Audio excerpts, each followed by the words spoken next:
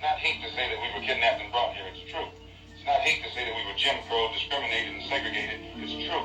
It's not hate to say that the Supreme Court, which is the highest court in this country, came up with a hypocritical desegregation decision 9 years ago, which they haven't enforced yet. That's not hate. That's true.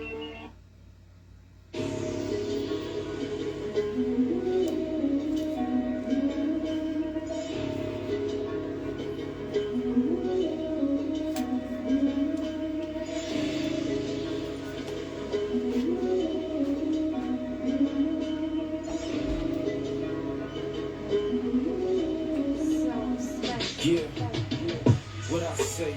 I told you they ain't got no love for you if they ain't come up with you. What I say? I told you there was no real niggas, now you gotta deal with them. What I say? I told you she ain't got no love for you, she don't really fuck with you. What I say? I told you take care of your fam, stand on your square, be a man. What I say? I told you they ain't got no love for you if they ain't come up with you. What I say? I told you there was no real niggas, now you gotta deal with. Yeah. What I say? I told you she ain't got no love for you, she don't really fuck with you. What I say? I told you take care of your fam, stand on your square, be a man. A cold world, I know. Time moves fast when you tryna chase a bag, that's facts.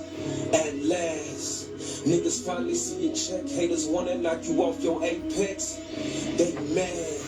Cause your bitch ain't loyal, broke the code, put a price on her soul. Get a hold of your life, you could blow overnight, or you could fuck it all and lose control. Suicide is a suicide, yeah, it's a big difference between you and I. And I'm super straight, they say you 6 million ways to die, choose your fate. I ain't gonna lose the case, prove your worth, nigga, move your weight. Keep your nose clean before you lose your face. What up your face value? We don't know your face. I step up in this bitch like I own the place. I pay close attention to they tone and pace. Is he really built? Will he fold a break? Life is guns and butter, baby boy, you straight. And I got it in either hand, I mean I hold your fate.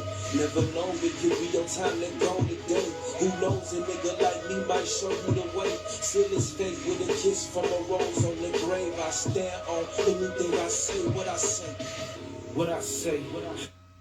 Mercy, mercy, Lord have mercy. Why niggas hate me? Show me no mercy. Brother forsake me, woman they'll hurt me. Mercy, mercy, Lord have mercy. Okay, walk like a champion, talk like a champion. You don't hear that semi blow. Pump, pump, pump, pump, pump. Pull up on your set slow. You don't hear no engine. Put a body on the gun wide. Walk like a champion, talk like a champion. You don't hear that semi blow. Pump, pump, pump, pump. Pull up on your set slow. You don't hear no engine. Put a body on the gun wide. Mercy, mercy, the wicked have no mercy. So I gotta stay with a blick of niggas be thirsty. Quicker than the flick of a picture, niggas can murk me. Catch you with your dick in these bitches and do you dirty. But I'm God body, I put that shit on the jersey. No weapon formed against me shall hurt me. Go to war on your turf, I put you under the surface. Mac 10s, Mac 11s, call a nigga Bernie. Open up the chest of a nigga, them bitches burning. Living by the scripture that's written in this discernment. I see that window closing, can't be playing in the curtains. I ain't playing like the circus, I'm a man with a purpose. Can't be laying with the serpents, keep the squares out your circle. You ain't standing on your word, what kind of man are you? X you out, cross you over, I had to sham guide you. Can't stop a nigga, drive the beat, they can't guard you. Hell have no fury compared to what God do. I'm a whole gangster, my nigga, not partial. 38 special, this nigga think he's special. I go ahead, depart you, I ain't finna argue. Walk like a champion, talk like a champion. You don't hear that semi blow. Pump, pump, pump, pump. Pull up on your set slow. You don't hear no engine. Put a body on the gun wide. Walk like a champion, talk like a champion. You don't hear that semi blow. Pump, pump, pump, pump. Pull up on your set slow. You don't hear no engine. Put a body on the gun wide. Nigga, all that shit you saying ain't felt. I don't take you as serious as you take yourself. Niggas steady playing, better play where it's safe. Never know who I'm locked in with around your way. I don't like no bad energy around my space. The label good green, nigga, what's good, you straight. Niggas talking crazy, that's a big mistake. Dreadlock driller met his twisted fate. Had to spin that nigga around like 360 ways. Y'all know how I get out, fully I've been on edge. I can't let that slide, don't be that guy. Red Bull gives you, my little nigga, they lie. This Desert Eagle gives you wings once I let that bitch fly. This eagle eye vision on this level of mine. Give you an evil eye vision, red beam on the 9. Even I've seen evil eyes still cry. Don't leave an eyewitness on the scene of the crime. Seeing is believing, you ain't seen nothing yet. Sweet scenes like the seasons or a scene on the set. You think it's sweet cause you breathe until you see what's next. Okay. Walk like a champion, talk like a champion. You don't hear that semi blow. Pump, pump, pump, pump, pump. Pull up on your set slow. You don't hear no engine. Put a body on the gun wide. Walk like a champion, talk like a champion. You don't hear that semi blow. Pump, pump, pump, pump. Pull up on your set slow. You don't hear no engine. Put a body on the gun wide. Walk like a champion.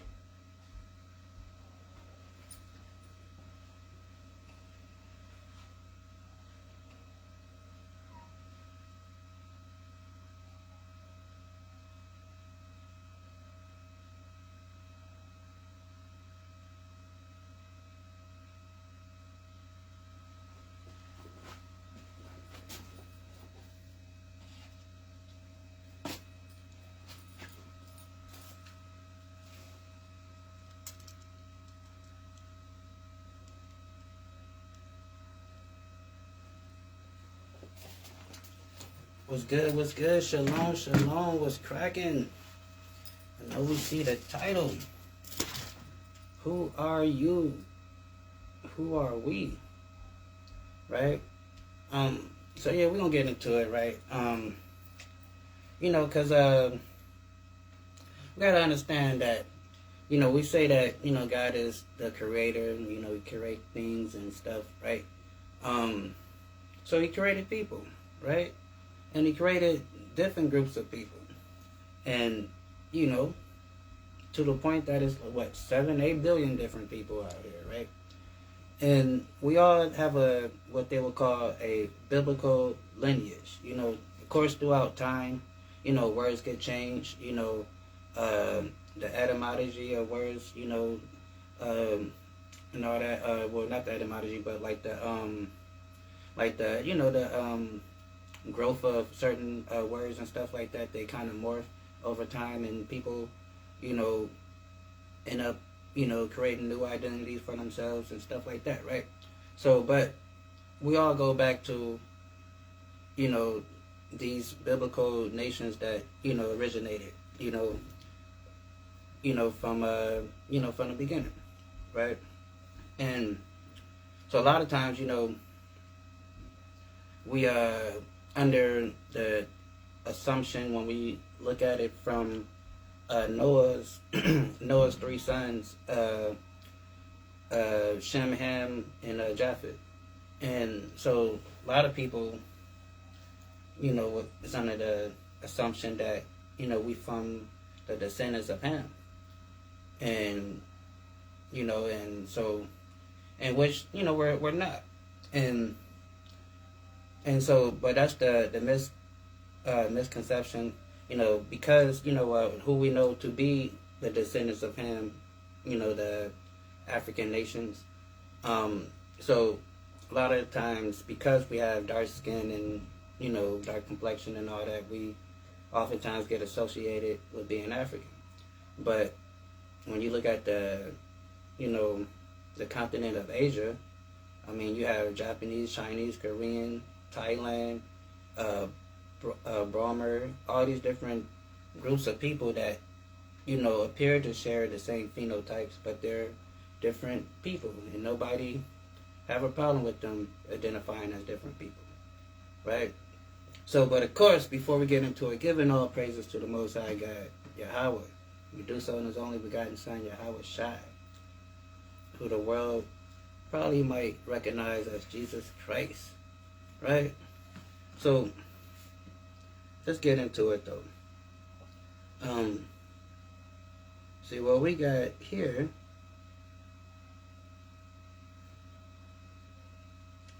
Is a Zondervan Bible Dictionary, right? And so Zondervan Bible Dictionary, you know, it is what it is. It defines biblical terms and words and stuff like that in the Hebrew and all that stuff, right? So there's many different tools we can use to understand this book, right? So we have a choice here. We can go by the scholarship and archaeology, or we can just go by what pastor say every Sunday, right? You know.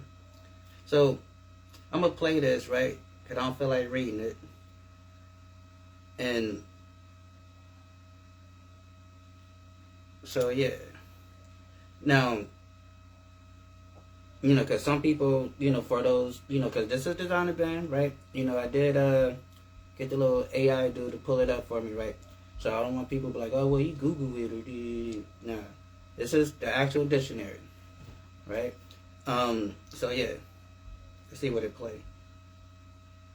Or the more detailed entries for Noah's sons, as they appear in the Zondervan Compact Bible Dictionary. These entries provide more context regarding their roles in the post-flood world and their biblical lineages. Ham, the youngest son of Noah, born probably about 96 years before the flood. So now Ham, you know, is how he said was the youngest son of Noah. Now Ham is what people most commonly associate so-called black people with, right? So let's see the definition of Ham. Persons to live through the flood. He became the progenitor of the dark races, not the Negro. So he became the progenitor of the dark races, but what does it say? Not the Negro. The Egyptians, Ethiopians, Libyans, and Canaanites. General 10, 6-20.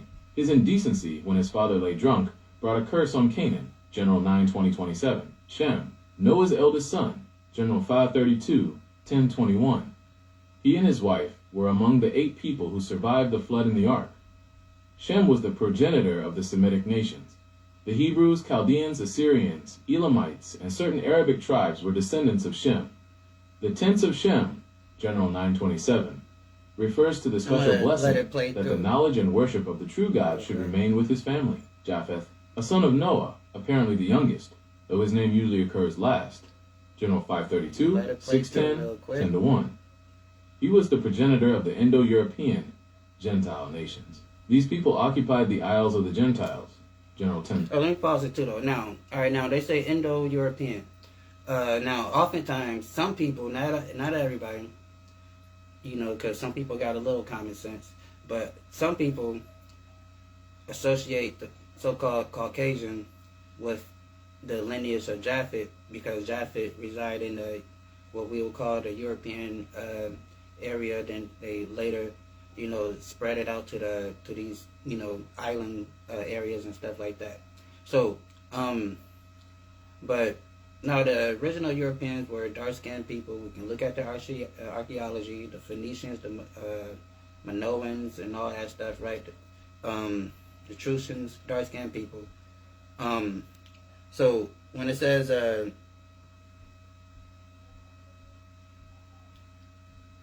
Neo-European, so that's, you know, basically saying like, you know, the first, you know, group of people that, you know, lived in that area, right? So it's not what we would call, although colloquially we say, you know, we call them European. That's because they reside in that area of that continent, right? But let me let it play.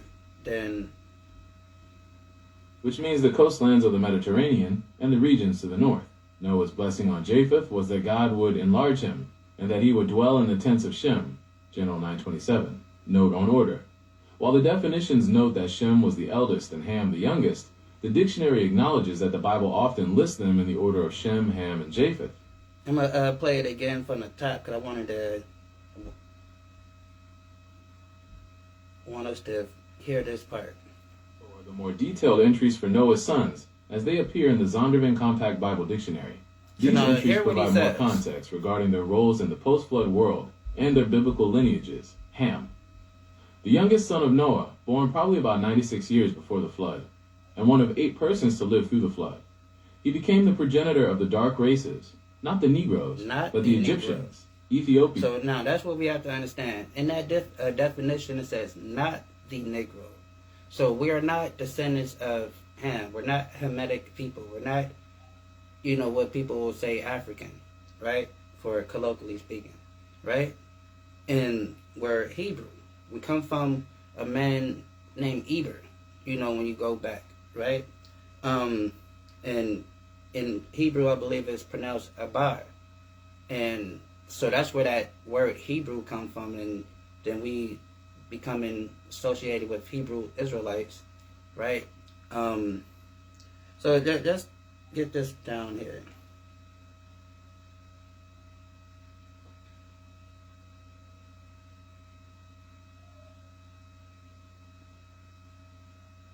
So now, because we got to understand that we're Shemitic, right?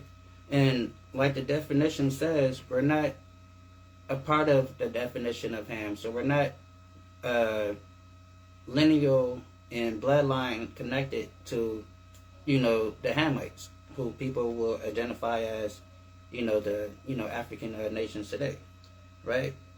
Although, like you said, we're all dark skinned, right? And that's the thing too. People say, well, yeah, black people, we're the original people. So now, understanding that the original man is dark skinned anyway, it shouldn't be a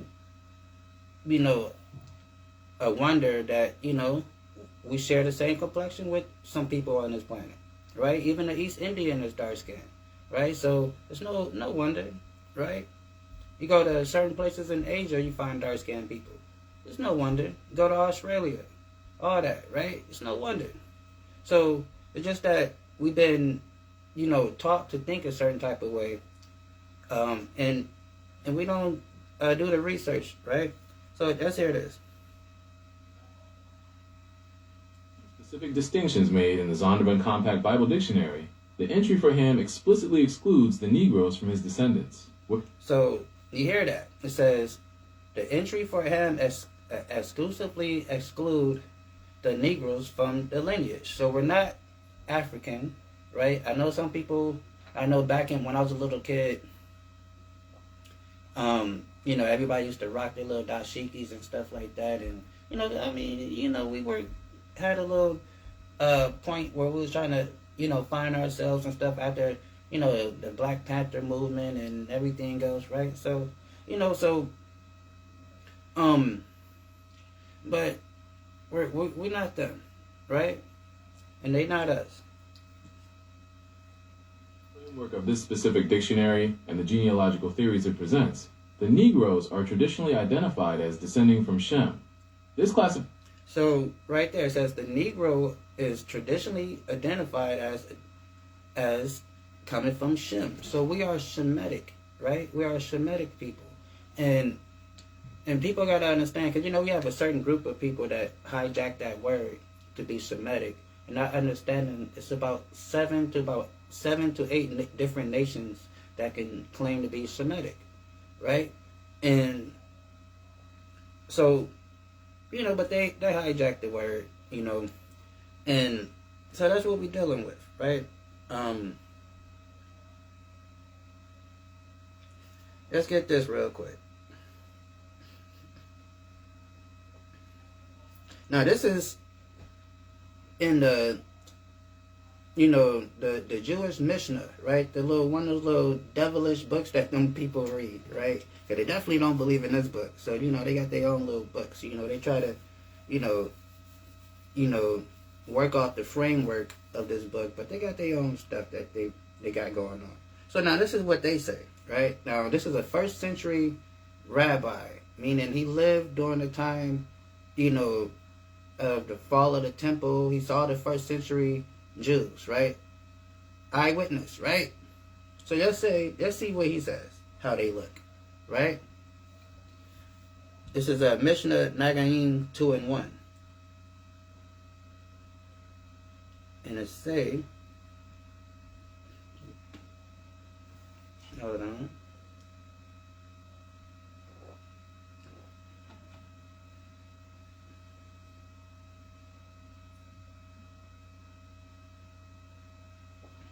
So now this is their so like I said, this is out of their Mishnah, out of their Talmud, right? And it says, so now this rabbi is like giving a distinction between, you know, black people and white people when we have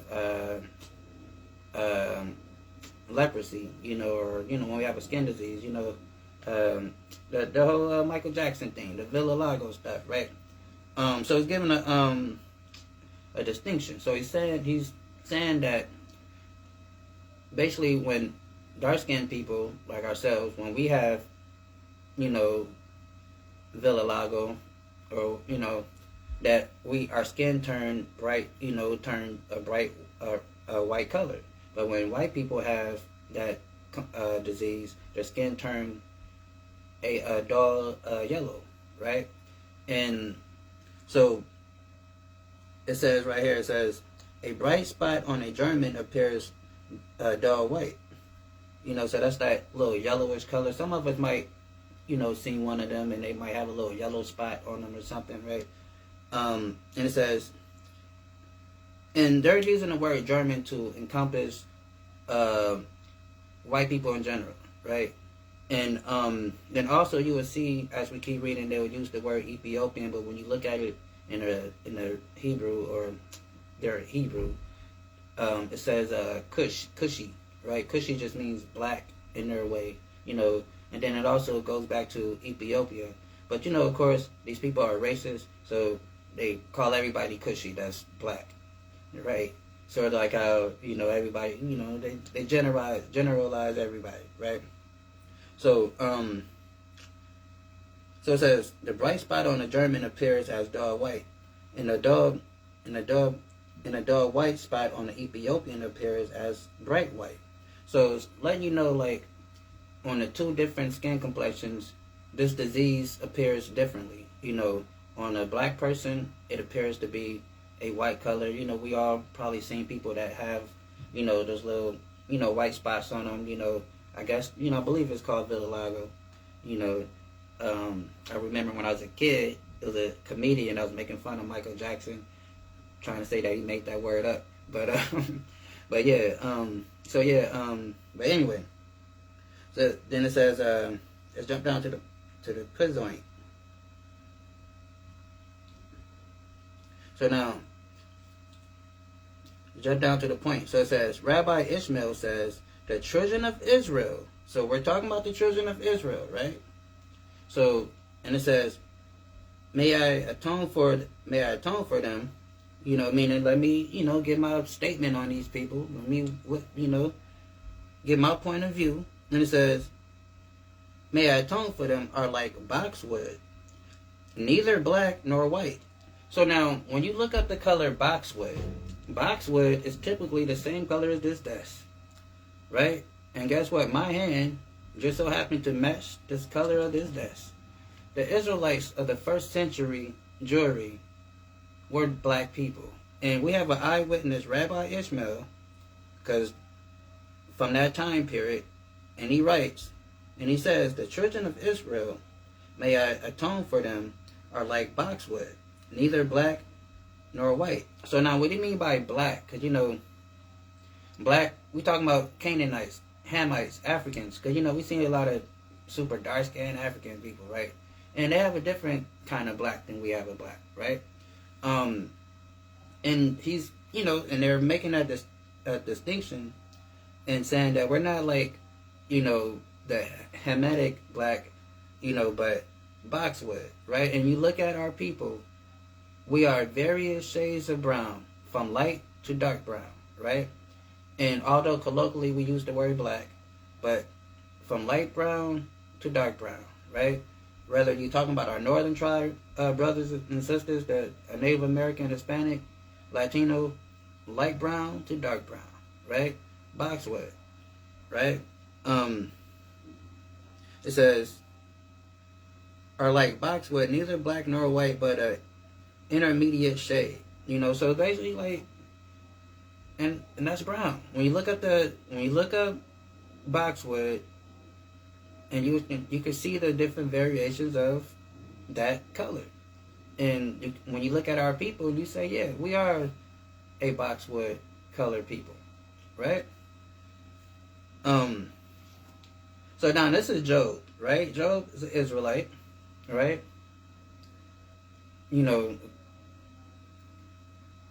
although probably not backed by popular demand, but he is an Israelite. I say he's an Israelite because the Bible calls him a servant, and the Bible only calls the Israelites his servants. So, but that's neither here nor there, right? Let's get to the point, right? So this is Job 30 and 30. And what did Job say? It says, my skin is black upon me. So Job is saying that his skin is black upon him, right? And it says, and my bones are burnt with heat.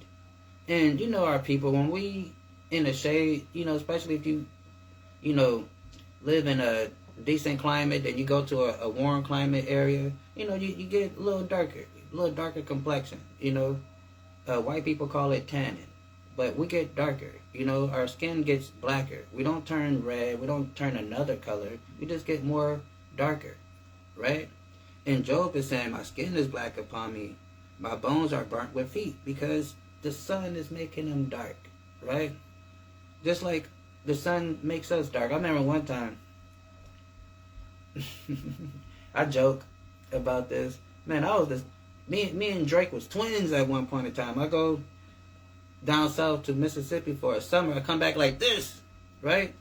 I don't think my complexion, I think I got maybe a shade or two darker. I don't know if it ever went back. But whatever, right? So it happens to us, right? And on the contrary, those people, they actually turn red in the sun. That's why we call them rednecks, right? You know, they start looking like bacon when the sun start coming up, right?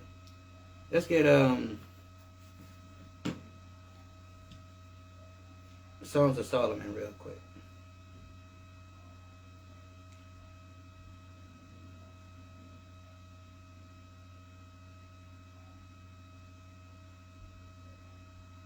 Song of Solomon 1 and 5, right? And there's another thing too. I should have pulled this video clip up real quick. Another rabbi, you know, with the little curly stuff and the little coaster sitting on top of their heads. He gives a breakdown of this Solomon 1 and 5, and he tells it that this is a metaphor and an illustration of the actual people of Israel. And it's saying that the people of Israel is black and beautiful, right? And so, and if you're familiar, well, I'm not gonna get into that, but you know, so he's quoting that as Rabbi Abrason, if I'm saying his name right? He you know, give a breakdown of Solomon, and also speaks on the history of the Ashkenaz and and stuff like that, right? Rabbi Abrason. So it says, Psalms 1 and 5. I am black but comely. So he's saying, I am black but beautiful. Ye daughters of Jerusalem, as the tents of Kedar, as the curtains of Solomon. So now, although this is one of Solomon's wives writing his poem to him, writing his love poem to him. Now, this is our Issacharite sister, right? She would be what we would call a Mexican today, right?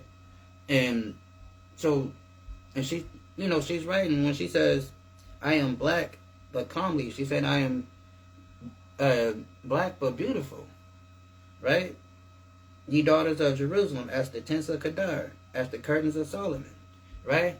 So, and even then, back there too, real quick, side note, you know, our Issacharite sister, you know, having a little beef with the other little, you know, tribes, you know, because she had to, you know, let them know, like, yeah, I'm beautiful too, you know.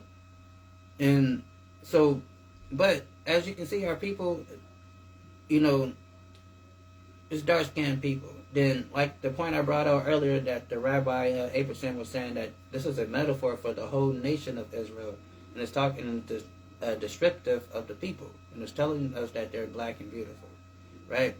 And I'm trying to think of another rabbi that also I can't think of his name, but it's a few of them that that teach on this point, right? So don't be getting fooled thinking that these people don't know what's going on. They know what's going on, right? They just betting on the fact that you don't know what's going on.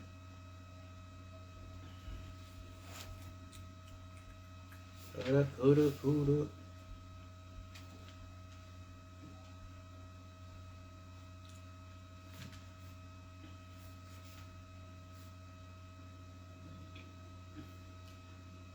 Let's get this real quick. Let's get Lamentation. So now this is during the time of, I believe, the Babylonian captivity, when the Israelites got taken into Babylonia or the Assyrian captivity. This is a Lamentation 4 and 8, right? Let's see what our dear brother Jeremiah or Baruch is talking about. So Jeremiah is giving a description of the people, and it says their vintage, meaning their appearance, how they look, okay? Their vintage is blacker than coal. So, we're, dark-skinned people, right? Because what does Jeremiah say? It says their vintage, meaning their appearance, how they look. Their vintage is blacker than coal. And why is our vintage is blacker than coal? Because during this time, right, under the siege, because again, we're dark-skinned people, keep that in mind. So then as we get sick and we go through famine and our skin starts to stick to our bones, our skin turns dark on us. We get even more black, we start looking like Crunchy Black out here from 3-6 Mafia, right? And because, if you understand that history, horrible time for the nation of Israel when the Assyrians and the Babylonians came in. So we was going through it. So, and if you're familiar with the human body, how the skin, loses color or changes color, when it's going through hunger and sickness. So, but we turn dark, because even with, especially dark, what they say, dark-skinned people, we turn purple, right? When white people, they turn red when you smack them. We turn purple, right? We get darker, right? We turn a darker hue. And so it says their vintage, their appearance is blacker than coal. They are not known in the streets. And we're not known in the streets. Nobody respects us. They treat us like we just some bunch of, hooligans, right? And it says their skin cleaved to their bones. It is withered and become like a stick, And like I said, so we're going through it out here and being mistreated and downtrodden and oppressed, right? And that's what's going on. Let's get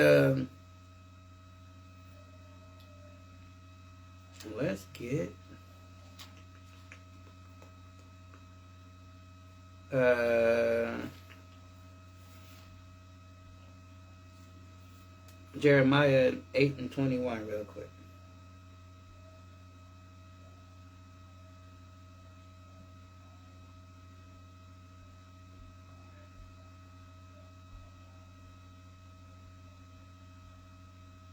It says, for the hurt of the daughter of my people, I'm hurt.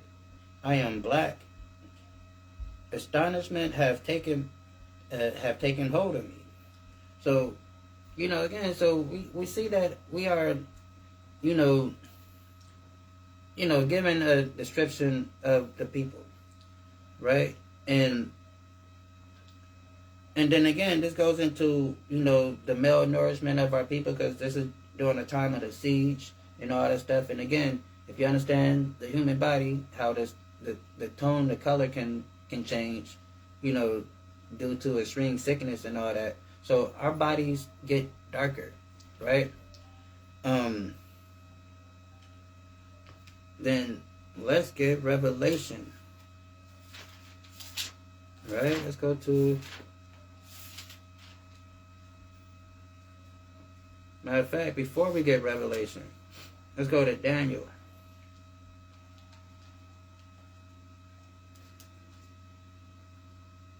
called a Daniel 7.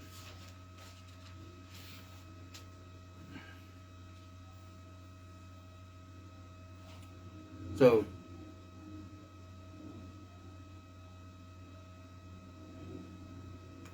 let's start. Boom, boom, boom. I think it's over here. Hold on, matter of fact, in chapter 10. Let's start at Daniel. I'm gonna start at chapter 10, right?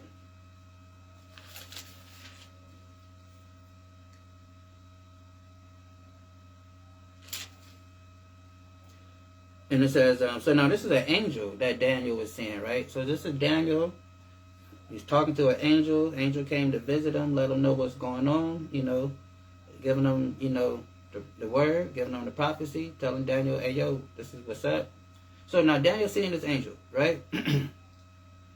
And I know some people may teach this as this is Christ, but when you read the context, Christ is a mighty, mighty, mighty spirit, right? Up in the heavens, right? Second, right? In command. So this angel was having a little difficulties, persuading the king of Persia, right? So Christ wouldn't have no difficulties. He wouldn't need help from another angel. So, but anyway, so this is the angel that he's seeing. So it says, Daniel 10:5. I lifted up my eyes and looked, and behold, a certain man clothed in linen, whose loins were girded with a fine gold upas. So now this is an angel. He's dressed in linen, and he got a golden belt on, like how the wrestlers or the boxers be wearing, right? Then it says, and his body also was like the beryl, meaning his clothing was green. He had the green robe on. That's the color of a beryl, It's a certain type of green. Then it says, in his face appearance of lightning. Strong, stern. Then it says, in his eyes was a lamp of fire. He was focused, right? Then it says, in his arms and his feet, like in color. What did it say? His arms and his feet, like in color. So it's about to give you a description of how this angel looks. So it's already telling us that he's a stern, strong, fearless looking being. Then it says, his arms and his feet like in color to polished brass. And we know brass to be the color of brown, right? Brown. And it's saying that, it's a polished brass. And then it says, and his voice was like a loud multitude, meaning he spoke loud. He spoke like a man. He wasn't like a little softy, effeminate person. He spoke like a man, right? And, it's not like when you Google angel on, you type in angel, then show you some little baby, half-naked baby wrapped in a towel with a bow and arrow or a trumpet. None of that stuff going on over here. These are warriors, mighty galactic, spiritual, interdimensional beings that get down for the Most High God, right? So none of that soft Google image stuff that people, come up with, right? Let's get Daniel 7.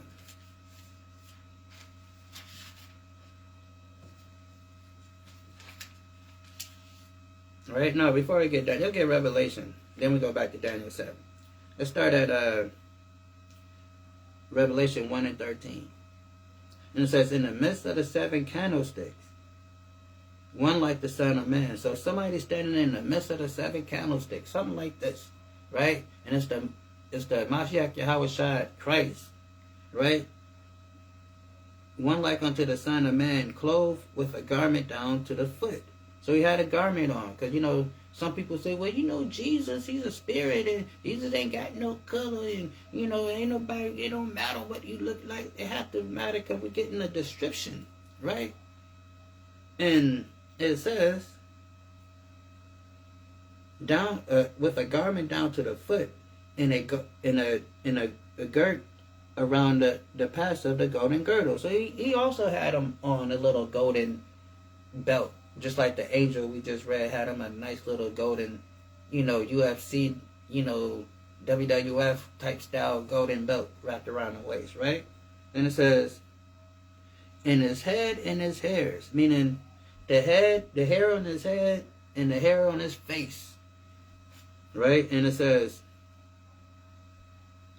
were white like wool, as white as snow.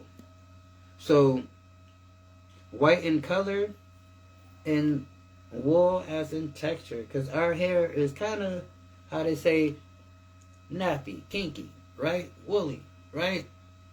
And so is his, right?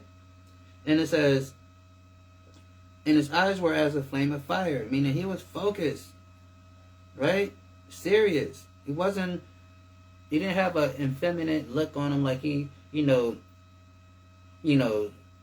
something on pictures like he be thinking unpure thoughts and he's trying to suppress it. None of that stuff, right? Then it says, and his feet like unto fine brass, just like we read about the angel in Daniel 10. Feet like unto fine brass. But what? As if they burnt in a furnace. So you put anything in a furnace, right? You take a grain of rice and put it in a furnace, it's going to turn black, right? So not only is he a black man, the Bible is telling us he's a dark-skinned man, right? Because as if you put it in a furnace. If you put something in a furnace, it get burnt, right? That's what happens. In case you don't know how fire works, right? It get burnt, right? It says, his head and his hairs were white as snow, meaning he had nice curly woolly hair, and it was gray or white, how we would say. Then it says, and his eyes were as a flame of fire, and his feet like unto fine brass, as if they burnt in a furnace. His voice sound like sound of many waters, meaning he spoke loud and with authority, right? He didn't speak like he's trying to seduce your wife from the pulpit. Come on, everybody, let's come on down and get into the prayer line. And he didn't speak like that, He didn't speak like Val Venus, right? He didn't talk like that. He spoke like a man, right?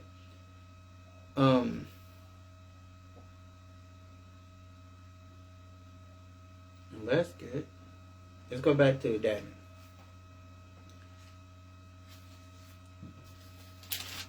Daniel 7 and 9. So Daniel 7 and 9 tell us this. I beheld till the thrones were cast down, and the Ancient of Days did sit. So now this is the Most High God, right? So we just read about the Son of the Most High God, Christ, right? And from the description, he appeared to be a dark-skinned man. He appeared to be a Wesley Snipes looking ass dude, right? That's what it looking like. Looking like Wesley Snipes out here.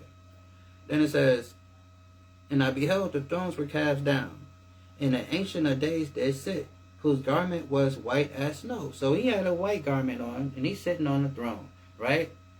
And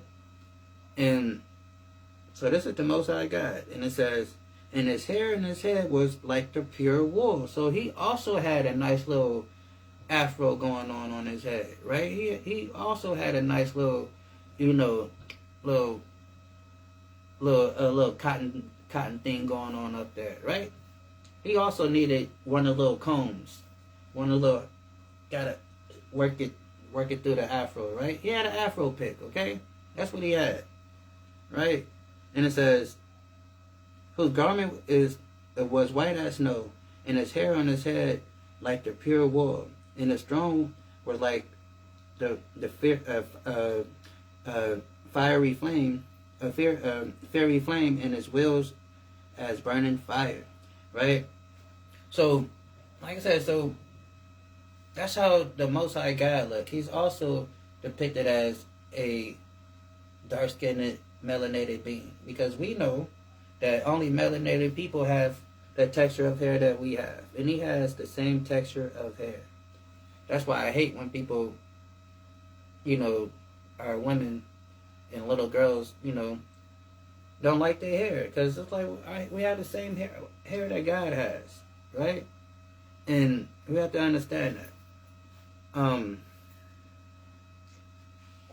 Let's get this.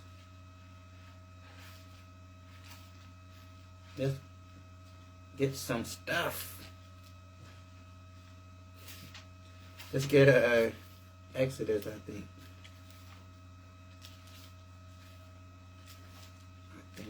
I think.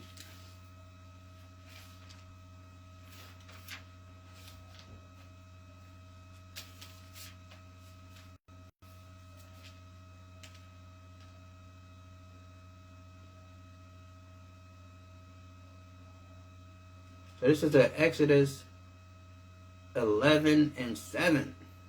And what do it say? And this is how, the Most High God feel about his people. We got to understand the love that he got, The same love that you got for your children. You send your child out into the world. You don't want no harm to come to him. You don't want nobody to misuse him. Talk crazy to him. Make him feel any type of way, right? You want to protect them as much as possible, right? So do God. And he says this, but against any of the children of Israel, right? That's the people. Against any of the black, Hispanic, or Native American people. What did he say? Not a dog should not a dog move his tongue. So God says he don't want these nations speaking against him. And yes, he called these other nations dogs, right? And he says not a dog should move his tongue, right? And we can take it even deeper. He don't even want a dog barking at us, right? He don't even like to hear a dog, rah, rah, rah, rah. He ain't cool with all that, right? It says, against any of the children of Israel, not a dog should move his tongue. So he don't want these nations talking crazy about us. He hate how these nations, how these everything bad to say about us and the way they look at us. And what did he say? Against man or beast, right? Against any us or our possessions, right? And it says that ye may know that the Lord do put a difference between the Egyptians and Israel. So the Egyptians are Africans, they're Canaanites, right? We read the definition of the people that come from Ham, and it listed the Egyptians, right? And God said he's put a difference between us and them. So we're not them, and they not us, right? And he don't even want them talking crazy to us, because we just read it. But against any of the children of Israel, shall not a dog move his tongue. I mean, they better not talk crazy to us. And it says, against man or beast, meaning against us or anything we own. And it says, that ye may know that the Lord do put a difference between the Egyptians and Israel, right? That's what we got to understand. It's a difference, right? And it's not the same, right? Over here, let's go to Genesis.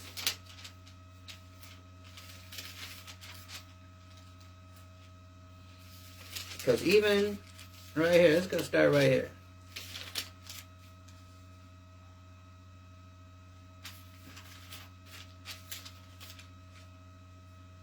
So let's start right here. Let's start at Genesis 25 and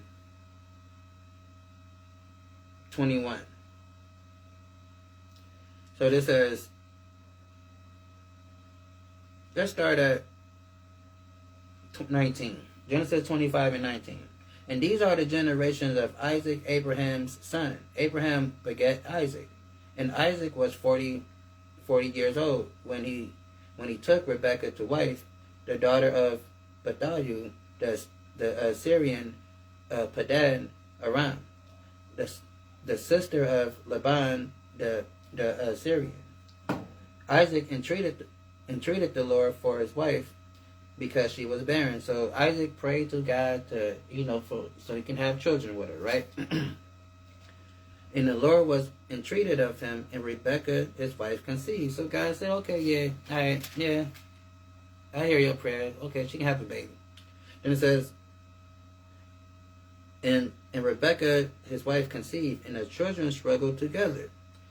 within her, meaning she had a tough pregnancy that she was going through. You know, some people have tough pregnancies. You know, they have to go to the hospital often. You know, to make sure that the baby and everything is all right. You know, and more often than they, you know, supposed to, right? Because it's a tough pregnancy. And it says, and she said, if it be so, why am I thus? Meaning, like, if this is a blessing from God, you know, why am I going through so much pain throughout this pregnancy? Why is it giving me so much hell? And she went to inquire of the Lord. And the Lord said unto her, 2 nations are in thy womb. So just read this slow. He says, 2 nations are in thy womb. So if you're familiar with this story, Jacob and Esau, right? Those are 2 different people, you know. Then he's telling her that 2 nations are in thy womb, and 2 manner of people shall be separated from thy bowels. So when they come out, there are going to be 2 different types of people and 2 different nations of people, right? When they come out. And it says, so understanding that. So he made it, although, you know, we came from Isaac and Rebekah, but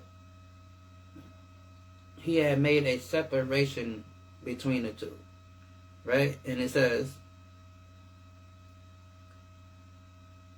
2 manner of people should be separated from thy bowels, and one people should be stronger than the other, and the elder should serve the younger, right? And we are stronger, right? Faster, smarter, better, good looking, whatever you want to call it, all that stuff, right? And it says the elder should serve the younger. So they are the elder. They came out first, you know. Then it says, and when her days be delivered were fulfilled, behold, there were twins in her womb. So Jacob and Esau. And it says, and the first came out red, right? And so that's why, you know, we call them rednecks, right? They came out red. You know, you look at one of the little babies, they come out a little pinkish red, right? And it says, all over like a hairy garment. So some people confuse it and say, you know, because they are hairy, don't get it twisted. These people are very hairy. But it's using the illustration of a hairy garment to illustrate how red they are and how their body was this freakishly red, right? And they are hairy. But it's more so to emphasize on how red they are. Then it says, the first came out red all over like a hairy garment. And they called his name Esau. And after that came his brother. And his hand took hold of Esau's heel. And his name was called Jacob. So now these are the 2 nations. Esau became the progenitor of the Edomites, who we know today as the so-called Caucasians. And Jacob became the progenitor of the Israelites, who we know on this side of the world to be the so-called Black, Hispanic, and Native American people. Of course, on the other side of the world, we go by many different other names. You know, whatever name they done gave us, right? But over here, this is what they call us, right? And it says,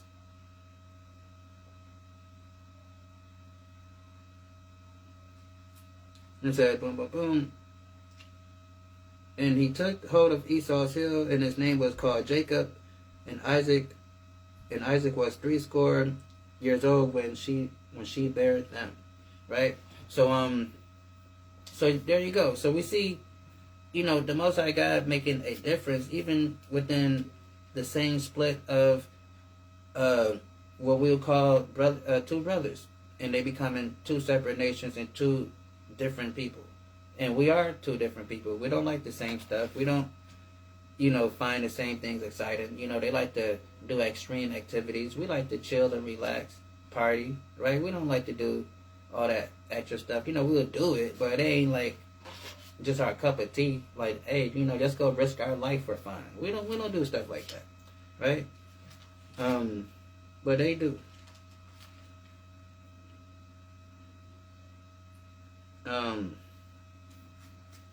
Let's get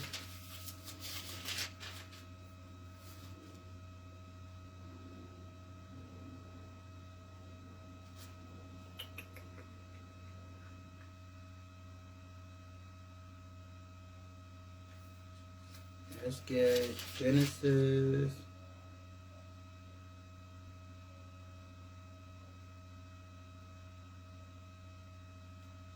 Let's start.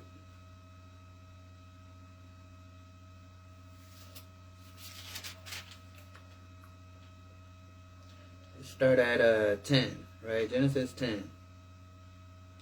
So it says, now these are the generations of the sons of Noah, Shem, Ham, and Japheth. And unto them were born after the flood. So then it starts to name, the different nations. So it says the sons of Japheth, Gomer, Magog, Madai, Javan, Tubal, Meshach, and Tyrus. So now again, those are the respective European nations. That would be your Turkey, your Russia, your the little Eastern European nations going into the to the west, right? Tyrus, the little island of Tyrus right there, right? And it says, in the sons of Gomer, Ashkenaz, so that's Germany, Riptoff, and Tegraph, like I said. So those, I'm not sure exactly where those are, but those is, still European nations. Now, these are the ancient Europeans, right? These is not, when we say Europeans, we're not talking about how our Native American brothers would say the Pale-Face. The Pale-Face. We're not talking about them. We're talking about the ancient Europeans who were dark-skinned people, the ancient Minoans, Phoenicians, and people of them, right? So they eventually, as who we know today to be the Caucasians and Europeans, when they came in through war and conquest, those people, and not just them, but the Babylonians and all that stuff, they eventually were forced out into these island nations that we know today, like Hawaii, Samoa, the Philippines, all these different scattered out islands that they eventually went to, because the history, they were sea-bearing people, right? They were always navigating the known world with their boats. They were sea merchants. That's why they were very rich when they was doing at their height, because they had the boats and they had the knowledge of the water, so they were traveling everywhere, right? So they eventually settled into the outskirts of these islands and other places, Australia and all these other stuff like that, right? So those are the original, who we will know as the Europeans, right? So then it says, and these be the isles of the Gentiles, because like I said, they went to these different islands, eventually. Then it says, and divided their lands, every one after his tongue, after their families and their nations. And it says, the sons of Ham, Cush, Mizraim. So Cush would be Ethiopia. Mizraim would be Egypt. Put would be, what's right next to Egypt? Is it Liberia or Libya? I don't know. I ain't got the map in front of me. But, so then it says, in Canaan. So Canaan was that was northeast Africa, the land of Canaan, which the Israelites eventually settled. So like I said, so those are the descendants, right? And it says, in the sons of Cush, Sheba, Havana, Sabata, Ramana, and Shemetah. And the sons of Ramana, Sheba, and Dedan, right? So those people end up making up what we call the Levant Canaanite regions, right? Then it says, and Cush begat Nimrod. Now, I believe through archaeology and history, Nimrod is Saigon the Great. Through history, and you look at the history of Saigon the Great, the stuff that he did, because biblical scholars would say that Nimrod is just a title, because the word Nimrod just means rebellious one, or he rebels. So some, a lot of, I ain't gonna say a lot, but some biblical scholars will say that it's a title. And and I believe it. I go with it, and because I believe that this going off the history, that Saigon the Great was this Nimrod that the Bible speaks of. So yeah, those is what's going on, and which were like those the ancient Ethiopians, Cushites, right? Nimrod, right?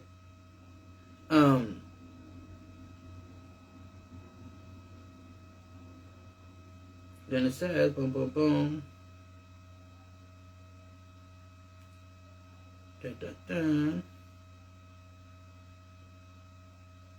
Let's go.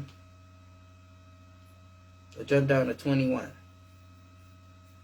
And it says, unto Shem also the father of all the children of Eber. So Eber, that's guy very important into our lineage, because that's where the Hebrew part comes from, right? And then of course we have the Hebrew language and all that stuff that comes with it. So Eber was a very important man in our lineage, because he kept the culture, he kept the lineage, he kept the knowledge, and was able to pass it down, right? And very important man. That's why we're named Hebrew Israelites, because of this man, right? And Hebrew, I believe, is pronounced Ibar. I believe I'm saying it right. Somebody can correct me. And it says, unto Eber were born 2 sons. The name one was Peleg, for in his days the earth was divided. So, a lot of people would say, too, this is during the time of the Tower of Babel, and how, the people split. Then also, not only that, they had something what they would call Pangea, right, where all the continents was together. So then a lot of, biblical scholars would say that this is the time where the continents began to split, and so that's why it's mentioned, that's why he's mentioned, because during his time, that's when you had that continental drift, right? Then also the fall of the Tower of Babel, right? Then it says, for in his days the earth was divided, and his brother name was Jotham. And Jotham begot Amminadab, and Shelebath, and Haran, and Harazamath, and Jerath. Right? So then let's jump over here to chapter 11, right? So so you see the descendants, that came from Eber and all that stuff, right? And it's funny too, because I know when I first started reading the Bible, you see all these names, all these hard to pronounce names, like why? And I used to skip it. I ain't gonna front. I'm like, I don't need to read this. I'm just gonna get to the.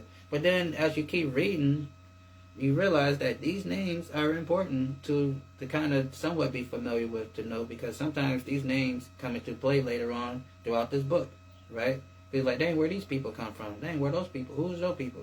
Then you can trace it back to where they come from. That's how we know that Alexander the Great and Haman and all these other people and the so-called white man and the Jewish man, whoever you want to call them, that's how we know they come from Esau, because we can trace their lineages back from the Bible, back to the descendants of Esau. Then not to mention secular history, calls them Esau also, right?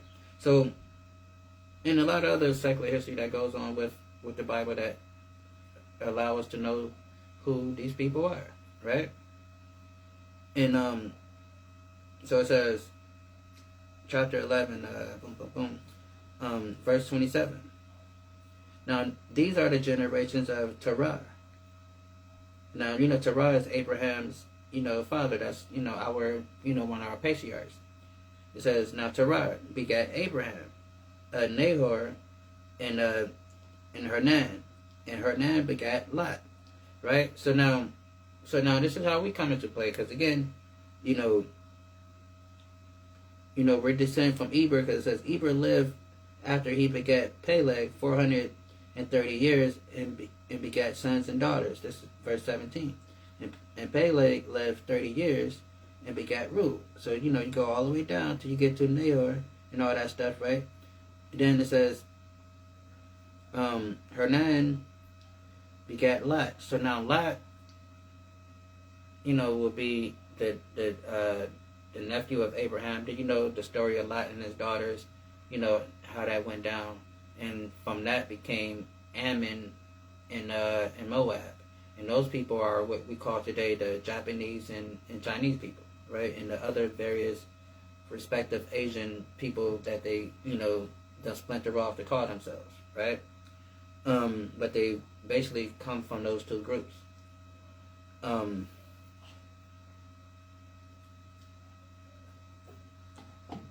So you got that.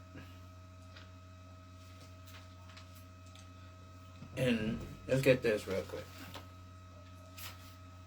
So we can see the lineage of the people, and we see that we're not in the lineage of the Hamitic stock. We come from the Semitic stock. And we got to understand that, because, if you understand Bible prophecy, you kind of, you might want to be, you better hope that you is Semitic at the end of the day, right? Not even just Semitic, but Israelite at the end of the day, and not a Hamite, because it's judgment for those nations, right? So, and that's what the Bible, that's not what the Bible, but that's not what Christianity or these pastors, when they, tell people, tell black people, oh yeah, you're a Hamite and all that stuff, right? You're a Hamitic, you're from the tribe of Ham. And everybody like, yeah, I'm a Hamite, I'm a Gentile, and all I gotta do is believe in Jesus because I'm a Gentile. And all I gotta do is say, thank you, Jesus. That's not how this works. These nations, there's prophecies in this Bible about these nations. And there's judgments for every little prospective nation, right? So you might want to know who you are in this thing, because there's judgment coming for these different nations, even for the people of Israel, right? So you might want to know who you are, right? Instead of just, well, I guess, it ain't cool, right? Let's get this real quick. I think it's over here.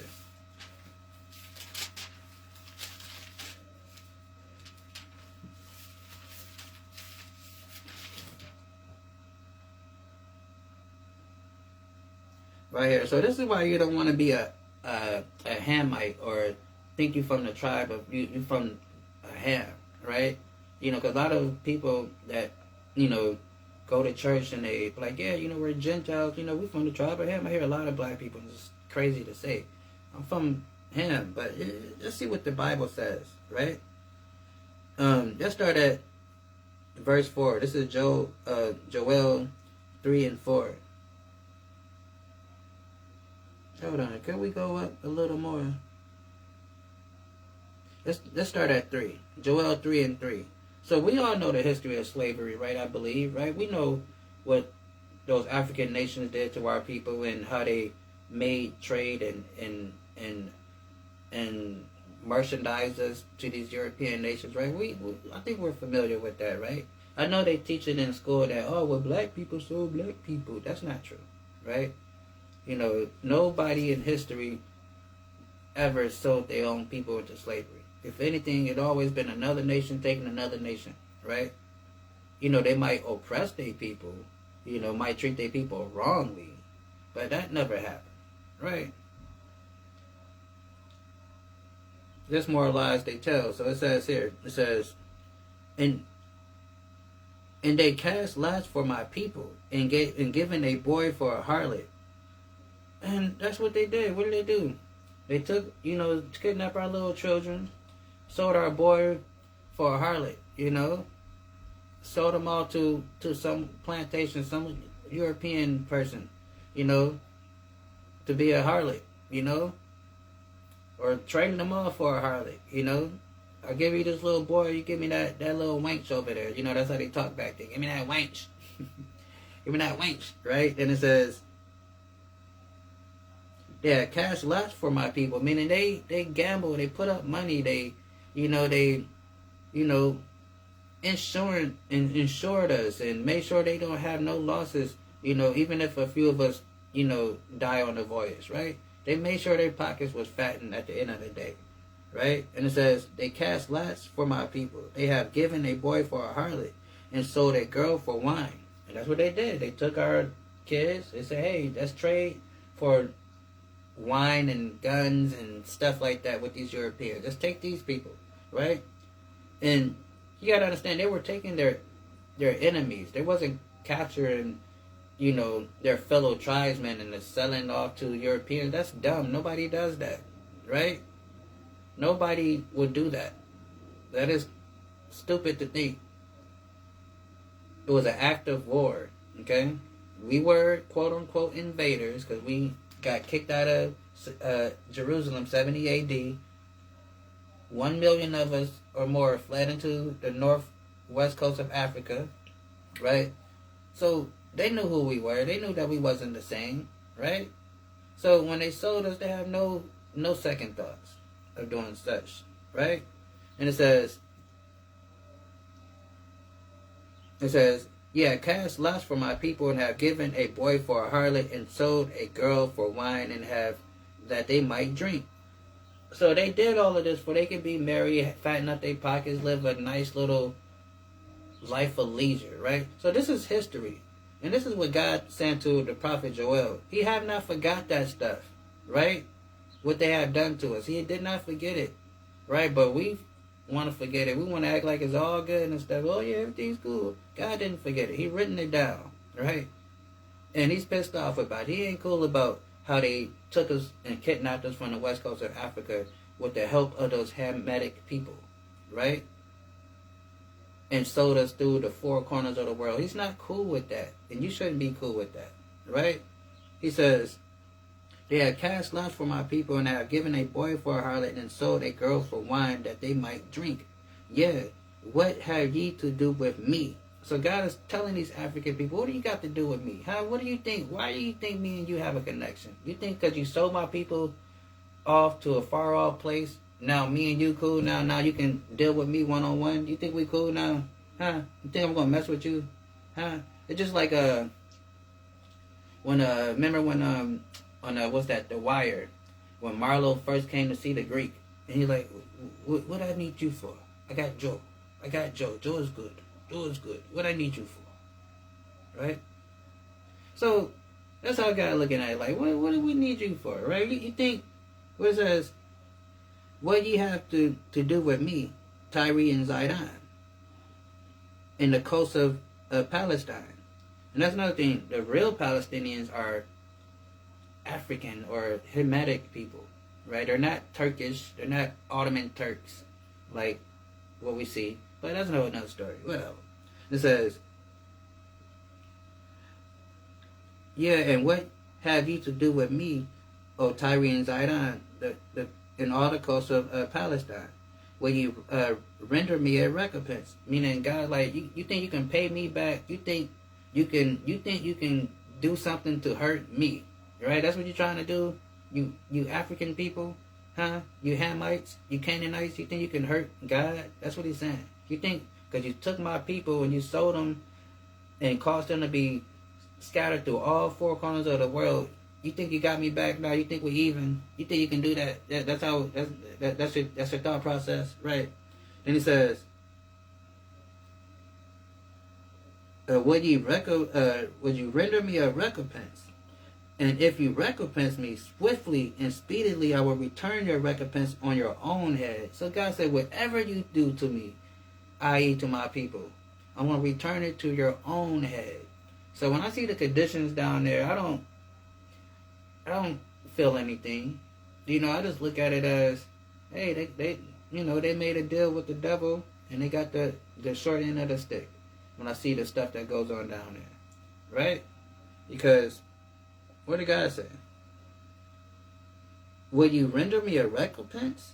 And if you recompense me swiftly, speedily, I will return your recompense on your own head. So God said, I'm going to get you people back. Whatever you think you do, I'm going to pay you back times 2. Right? Then it says, because ye have taken my silver and my gold and carried it into your temples, and carried into your temples my goodly, pleasant things. That's what they did. They robbed us. Right? They robbed us.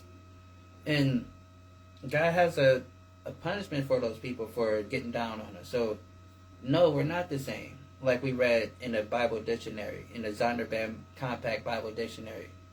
That is a scholarly source, right? So, no, right? Hold on, so I like it.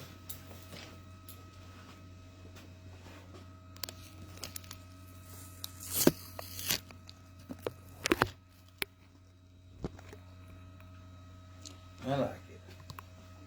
Right? So now these are just the facts. We're just reading it, right? And we have to understand that we are different, you know? And we're not like them. And they're not like us, right? No one is. And it says, just keep going.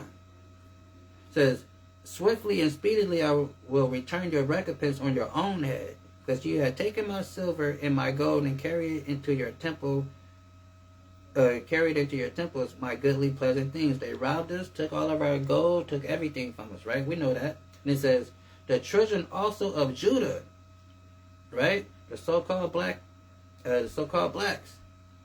right? And but then this is also talking about the kingdom of Judah. So not only just the so-called black Americans, our Jamaicans, our Haitians, right? Our Caribbean brothers and sisters, right? What do they do to us? It says, the children also of Judah, the children of Jerusalem have ye sold to the Grecians. How do our Jamaicans and Haitians and African American brothers get over here? They sold us to the Grecians. Who is the Grecians? Take a wild guess. Who is the Grecians? Who are they? Right? We know history, right? You familiar with the Atlantic slave trade, right? Are you familiar with the players of that, right? Who is the Grecians? Right? White people. Right? So is that not true that the Africans did not sell a group of people to some white people? Did that happen? Right? That happened, right? We know the history, right? And God is not cool with that. Because those people that the Africans so happened to sell to those white people was his people, right? And you don't sell his people, right? He ain't cool with that. So what he's going to do? The children also of Judah and the children of Jerusalem have ye sold to the Grecians, that they might remove them far from their borders. And that's what happened. We got removed far from the borders, to the point where the Bible says we are scattered to all four corners of the earth, right? Predominantly us being on this side of the world, but we're everywhere, right? Then what does it say? Behold, I will raise them out of the place where you have sold them. So that's what's going on now. He's rising us up out of the place that they have sold us. We're waking up, coming back to our nationality, understanding who we are as a people, understanding that we have enemies, right? My enemies, all these people, my enemies, right? We have enemies, right? And understanding that this world is not conducive for the black and brown man and woman and child, right? This world is against us, right? We have to understand that. You know, if you don't see it, then I don't know what else to tell you, right? I mean, shoot, if the last 500 years haven't been a record, you know, to show, I don't know what to tell you, right? And it says, behold, I will raise them out of the places where ye have sold them, and will return your recompense on your own head. So God said, I'm going to get you people back. I'm going to get you, sucker, right? Then it says, I will sell your sons. So this is why you don't want to be a Hamite, you know, because if you're a black person going around talking about, oh, I'm a from the tribe of Ham, I'm a Gentile, you know, I just believe in Jesus Christ because he died for everybody, because I'm a Hamite and I believe in Christ. If that is true, then I mean, our people already went through 400 years of slavery, right? Your black ass about to get ready to go to a whole nother. You about to go through 1,000 years of slavery, if that's to be true, right? Because what do you say? I will sell your sons and your daughters unto the hands of the children of Judah. So just like they took our people and sold us to those awful people, the Grecians, the Caucasians, he's going to take them and they're going to be sold to us. That's called trading places. That's called reversal of roles. That's called justice. Something that we don't ever know, never know here in America. Never known what justice is like here in America, right? We just hoping that we just have a good day, right? We just hope that nobody mess with us, just make it through the day. We don't know what justice is, right? We just hoping that we can just win a few dollars off this lottery ticket. You know? We live vicariously through Ice Cube's song, Today Was a Good Day. Right? Because we don't know what justice is. Because it says, I will sell your sons and your daughters into the hands of the children of Judah. And what we're going to do, once we get these people, what we're going to do. Because again, we don't want to be them people. Because everybody, they done told us all through our church lives, oh yeah, we're the children of Ham. You know, we're Canaanites. You know, and just believe in Jesus, you be alright. Right? But what did it say? I will sell your sons and your daughters into the hands of the children of Judah. And they shall sell them to the Sabians. So then we're going to take them and sell them to the Sabians, right? Shout out to the Sabians, right? We're going to sell them to them, right? Then it says, I will sell your sons and daughters to the hand of Judah, and they shall sell them to the Sabians, to a people far off. So, and these people are going to be far off. You people is going to be taken to a far off distance, far off, far away land. But remember, I was those little fairy tale stories. Once upon a time in a far away land, right? That's where they're going, because that's what happened to us. We didn't know anything about these Americas when they put us on those cargo slave ships and took us all around the world, right? So that's what's going to happen. That's called justice. I know it sounds, to the untrained ear, it sounds, oh, that's horrible. Oh, that's bad. Oh, why would you want to do that? That's what the Bible says. Whether you like it, believe it, understand it or not, these are prophecies. They're going to happen. It doesn't matter if I like it or not. It's going to happen. It doesn't matter if you like it or not. It's going to happen because he said it. Right? And if you believe in God and you believe that God is a man of his word, then you have to understand that when he says, I will sell your sons and daughters into the hands of the children of Judah, and they will sell them to the Sabians, to a people far off, for the Lord hath spoken it. So, not, we ain't saying this, God has spoken it. So we have to understand it and believe it. We have to come to a point in time in our life where we say, you know, I'm just going to trust in God and believe what the Bible says, right? And that's what's up, right? And so you don't want to be Hamitic, right? It's not cool to be a Hamitic because you're going to slavery, right? And if your ancestors, you know, go back to those ones that were on those cargo slave ships, you don't want that. I mean, you want to be 500 years from now talking about no justice, no peace. Right? You don't want that. Right? So no, we're not from the people of Ham. We are Shemitic, right? And also, just go through it. You have the Asian people, Shemitic. East Indians, Shemitic. Caucasian white people, whatever you want to call them, they're Shemitic. Even though you have a group of them that want to hijack the whole word, but they're Shemitic. We, Shemitic, Black, Hispanic, Native American, Shemitic. I think I'm missing two more. Arabs, Arab nations, Shemitic, and let's see who else I'm missing.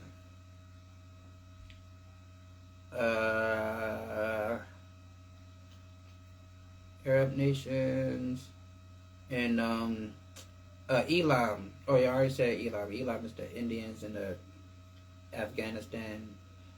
Yeah, so, yeah, Shemitic. So, we have to understand, those people don't have a monopoly on that word, right? Although they done went into, you know, their little secret chambers and concocted a definition for it. But there are many nations. We just read the people that came from Shem. We read the sons of Shem. Those people that we read, those are the Shemitic people, right? And so we have to understand that we are Shemitic, right? And because the Bible tells us this. We have to believe it. You got to believe. You got to believe. Deuteronomy 7 and 6 tell us. Because this is to the Israelites, God's people. And he say this. For thou art a holy people. And that word holy means separate, to be separated, to be set apart. You know, because sometimes we go to these institutions of religion and we hear that word holy. And they say it like it's a magic word, like when a magician, little person doing a little magic trick, be like, hocus pocus, abracadabra, right? We think of it like that, but the word holy just means to be separate, to be set apart, to be like what 2 Chainz say, I'm different, I'm different, I'm different, I'm different. Pull up in the thing with my son, right? That's what it means, right? To be holy, be separate, right? And he tell us, for thou art a holy people unto the Lord thy God. He separated us, put us apart, right? And it says, it's just like what was that Kanye West verse? Like, he's like, man, people, you know, people saying that, man, Ye won't help. He always want to keep the best beat for himself. What he say? Like, people always talking about Ye won't help. He always want to keep the best beat for himself. So, same thing. He created everybody, but then he separated us out of that lump. How it says, one blood. He created us from one blood. You gotta help me, man. I got ADHD. One blood. He's separated us from them, right? But then, you know, he took that. He made us his special people and gave everybody else their own little respective culture. But he says this, for thou art a holy people unto the Lord thy God. The Lord thy God hath chosen thee to be a special people unto himself. So God made us special unto himself. He, you know, love us. He, you know, he's, you know, intrigued by us, right? We're special people, right? Then it says, a special people unto himself above all people that are on the face of the earth. So God innately created us to be above all people on the face of the earth. That's why we're so great in a lot of things that we do. Even in our downtrodden stage, we can still manifest and be something great, right? And that's just our ability to turn something into nothing, right? And because we are, you know, God's chosen, and he created us to be a special people above all that are on the face of the earth. That's what it just said, right? It says, for thou art a holy people unto the Lord thy God. He hath chosen thee to be a special people unto himself above all people that are on the face of the earth, right? We got to understand that. We got to like it and believe it, right? Because a lot of times we have that Stephen complex from Django. Oh no, master. Oh no, why? Right? Because we all want to bring, always want to bring a friend, right? Always want to bring a friend. But there's no invite, right? In this thing, right? Let's go to the New Testament. Let's go to Romans. Let's go to Paul, the ambassador to the Gentiles, as those people say. Let's see what he says, right? Surely the ambassador to the Gentiles, right? Surely he knows what's going on. Let's see what the man say. This is Romans 9. Let's start at 3. For I could wish that myself were accursed from Christ, for my brethren, my kinsmen according to the flesh. So Paul is saying like, man, Joe, you know, geez, I wish I can go through it, you know, do something special for my people like Christ did, you know, to make people understand the severity of this. Man, I wish I can do something like that, right? I mean, what did he say? I wish I could, he said, I wish that myself were accursed from Christ for my brethren, my kinsmen, according to the flesh. So he said, I wish I could do this for my people, my nation, according to the flesh. So who are these people? He's going to tell us. Who are Israelites? Who are they? Who is Paul wishing he can die for and go through the similar things that Jesus went through? He says, who are Israelites? To whom pertaineth the adoption So when they talk about, oh, you got to be adopted back into Christ and you got to do all that stuff, but he says, who are Israelites, to whom pertaineth the adoption, the glory, the covenants, and the giving of the law, and the services of God, and the promises. So these are the things that God gave to his people, because we are above all people that are on the face of the earth. We have the glory. We have that power, right? We have the covenants, right? The promises, right? The services, meaning we understand how to serve God and how to worship him, right? We know how to do those things, right? Because he gave it to us to understand, right? And we shouldn't take those things lightly. We shouldn't just cast it off to the wind and try to encompass everybody in it. This is a very special thing, right? Because in the same book, the ambassador to the Gentiles, right? And what did Paul say? Romans 3:1. What advantage then have the Jew? Or what profit is there of the circumcision? Much every way, chiefly because unto them were committed the oracles of God. So he gave us the instructions. He gave us, the words. He gave us the covenant, like we read in chapter 9. It pertains to the Israelites. And it says, for what if some did not believe? Because some of us don't believe. They look at the condition of our people and see how we are, and they're like, nah, we ain't them, right? Like, now look at us. Then it says, shall their unbelief make the faith of God without effect? So meaning, whether you like it, believe it, understand it or not, it is what it is. There's nothing you can do about it, right? Your unbelief is not going to make God a lie, right? God is not going to go cowered into the corner. Oh, well, shoot, they don't believe in me anymore. Oh, my God, man, God dang, man, they don't believe in me anymore. What he says goes, and it's going to happen. So whether you like it, believe it, understand it, it's going to happen, right? So you just want to make sure you're on the right side of it when it happens. It says, for what if some did not believe or show their unbelief make the faith of God without effect? Right? And it says, God forbid. Yeah. Let God be true, but every man a liar. And that's what we have to understand. Like, God be true and every man a liar. Because we read the lineage of the people, right? We went into the secular history through the Bible dictionary and see that what these words mean, right? And it says, let God be true, but every man a liar, as it is written, thou mightest be justified in thy saying, and mightest overcome when thou art judged. So yeah, you want to, be justified in what you're saying by having facts and proof in what you're saying, right? And our facts and proof come through this Bible, keeping the law, statutes, and commandments in the faith, right? And understanding the prophecies, history, and archaeology, right?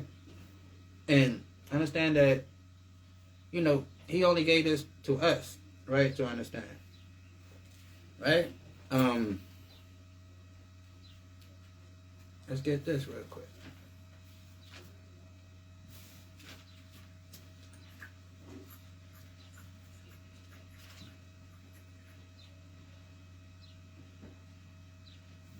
And it says, this started Jeremiah 17:1. The sin of Judah is written with a pen of iron.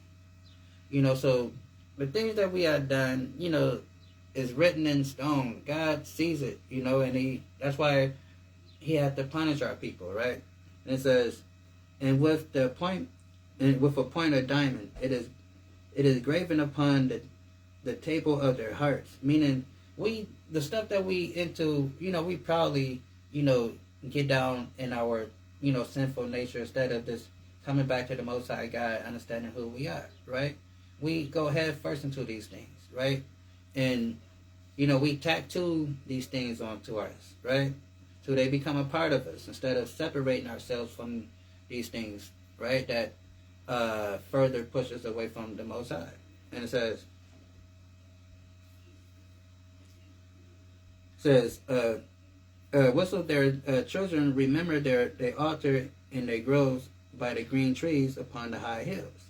Because we, fall into idol worship, when we get into these different religions and different philosophies and stuff like that. And it says, "Oh, my mountain, in the field I gave thee substance and all thy treasures and spoil in thy high places for sin throughout all thy borders." Right? Then it says, verse 4 is the point. It says, "And even thou, even thyself, shall discontinue from thine heritage." So now the people of God got discontinued from their heritage. They stopped calling themselves the people of God. They stopped calling themselves by the respective tribes that they were from. Right? So that's what happened to the real people of God. Right? Then just so happened we have a people that don't have their culture, don't have their language, don't know their heritage. We're walking around with European names, right? Just like the Bible says that even thyself shall discontinue from thy heritage that I gave thee. I will cause thee to serve thy enemies in a land which thou knowest not. So, not only will our heritage and culture be taken from us, we'll be slaves in a land that we know not. Right? Those people with the little stuff hanging from the side and they got the little cup coasters or saucer plates on the top of their head, they were not oppressed no matter, where they went, right? Although they got kicked out of every damn country they ever went to, that's because of their, shiesty dealings in those countries would cause them to get kicked out. It wasn't because, oh my God, just get them out of there. It wasn't them. It wasn't like that, right? They were controlling certain industries. They were not in servitude to these nations. They had positions of power to where they can affect certain, certain nations to the point where they say, let's kick these people out of these nations. Let's kick them out of our country. They got kicked out of 100 or something countries, 70 something, I don't know, a lot of countries, right? But we're not kicked out because it told us, thou even thyself should discontinue from thy heritage what I gave thee, and cause thee to serve thy enemies in a land which thou knowest not. So we're not kicked out. They're not going to let us go because we're here serving in a land that we know not. Because we didn't grow up here. Our ancestors didn't grow up here. They got kidnapped and brought here, right? So it says, in a land which thou knowest not, for ye have kindled a fire in my anger, which shall burn forever. So God say, just because you want to idol worship and don't follow me, all right, you're going to be taken to all these other nations. You're going to be following all these false religions in a land that you don't know and never been to. And you're going to lose your culture and everything, right? That happened, right? Let's get this real quick.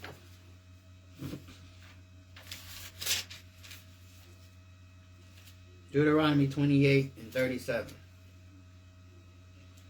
And it says, "And thou shalt become an astonishment, a proverb, a byword among all nations, whether the Lord thy God shall lead thee." So, that's what we are, a proverb and a byword. They call us all types of derogatory names, Then, they call us, African American, Negro, Black, Afro American, colored.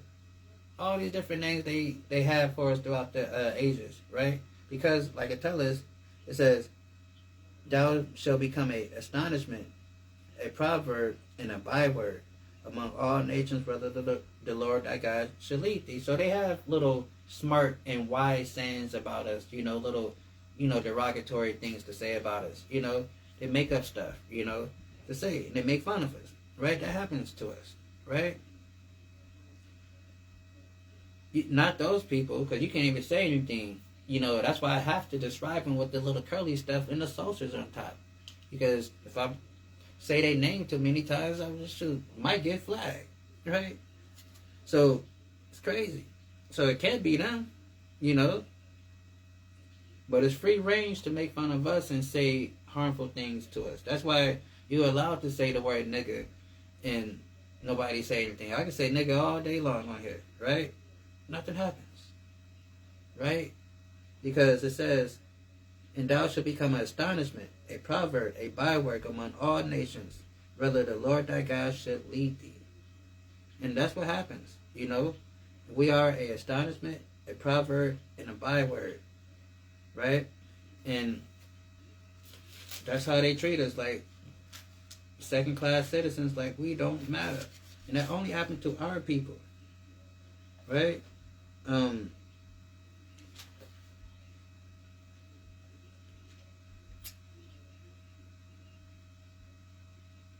Let's get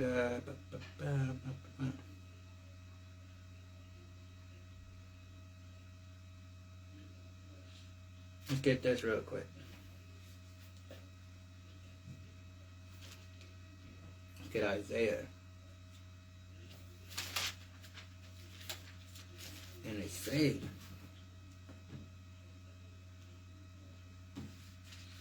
and it says, Isaiah 1:3,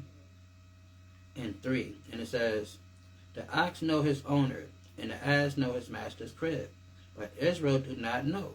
So, and that's the thing, we don't know who we belong to. We go around in these different many religions, you know, different philosophies and other little crazy stuff, because we don't know. We don't consider, we don't think about who we are as a people, where we come from, all this stuff, right? We just blown with the wind, right? And it says, the ox know his owner, and the ass know his master's crib, but Israel do not know. My people do not consider. We don't even consider who we are. We don't, you know, even pick up this Bible and read it and like, wow, these people are, you know, very crazy similar to my people, right? And make the connection like, oh, dang, this is us, right? Because it says, the ox know his owner, meaning he knows, an ox, a farm animal, knows who he belongs to. A ass know his master crib, but Israel do not know. My people do not consider, right? We don't consider this, right? We want to throw the baby out with the bathwater because we don't consider it, right?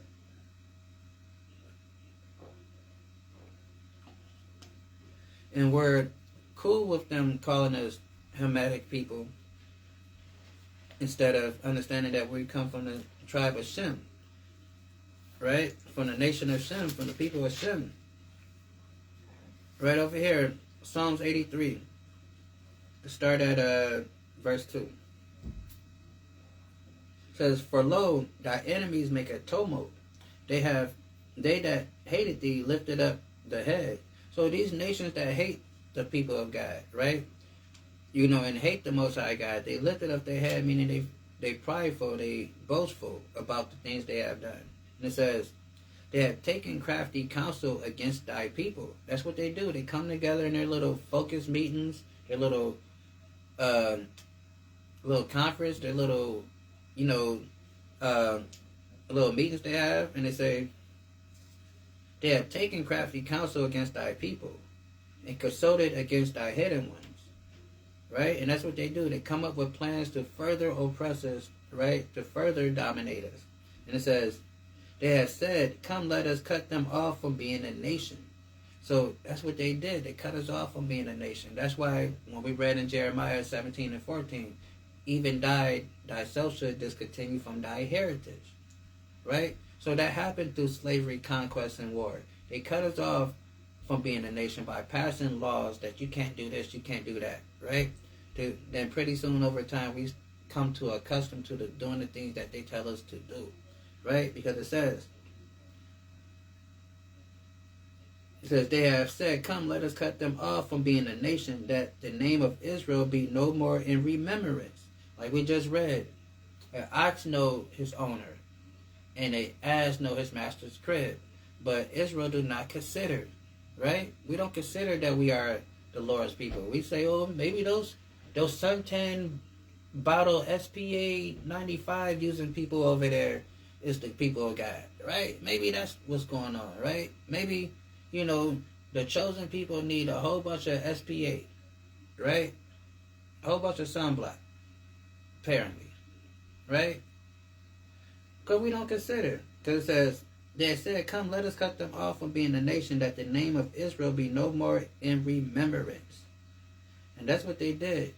They made it so that it's no more in our remembrance. We're calling ourselves. That's why we would say, oh yeah, we're Ham. You know, we're from that. We're Hamites. You know, we're Canaanites. You're not understanding. The Hamitic people have a judgment, and damn sure if you a Canaanite, wouldn't want to be a Canaanite, right? Horrible things, right? And definitely wouldn't want to be an Edomite. That's the worst. But between all the nations in the Bible, Canaan and Edom, they got it worse. And then we just, in these Hamitic nations, they got it worse, right? So don't want to be that, right? And it says, they said, come let us cut them off from being a nation, that the name of Israel may be no more in remembrance.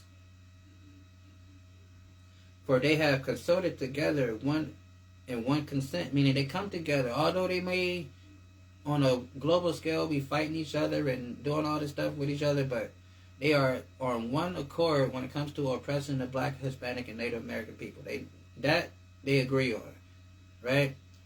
You know, it says, for they have consulted together with one consent, they are confederate against thee. So that's what they do. They come against us. That's why they spend billions, millions of dollars to keep us ignorant. You know, it is a full-time job to keep us dumb, deaf, and blind, right? And they do it. They work it. You know, they work. They have shifts, man. They don't never get tired of, coming up with evil things to do. That's all they do. Let's get this real quick.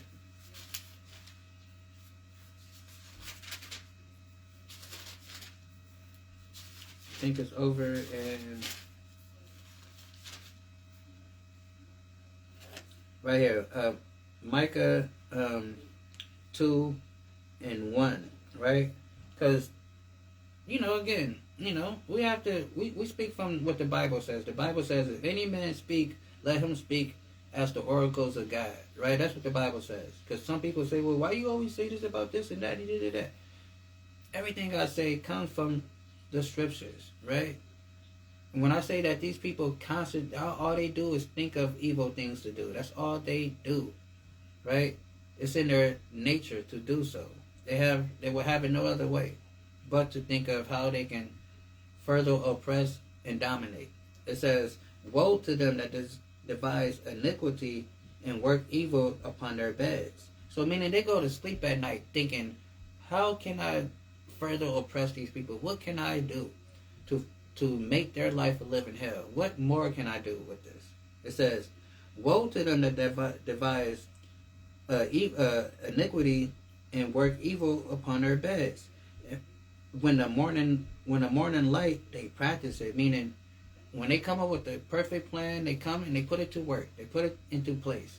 And now you have generational after generation of, trouble after the stuff that they put in place, the policies and the stuff they put forth, right?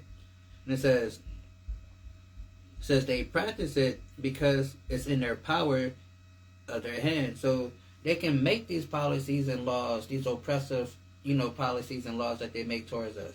Because the power is in their hand, right? Because how they say, well, we have no infrastructure, no power, no say-so to actually be racist. We just disgruntled employees, right? Because we have no power to actually do anything. We're just being disgruntled, right? But it says here, woe to them that devise iniquity and work evil upon their beds. When morning is light, they practice it, because it is in the power of their hands. So their laws and policies that they put forth to their redlining, their Jim Crow laws, all their stuff, they have the power to do it, right? And we have to understand how wicked and evil this place is, right? America's government is we the people for the people, right? So that means this evil shit is coming from amongst them. These government officials are not appearing out of nowhere. These people are being voted in, right?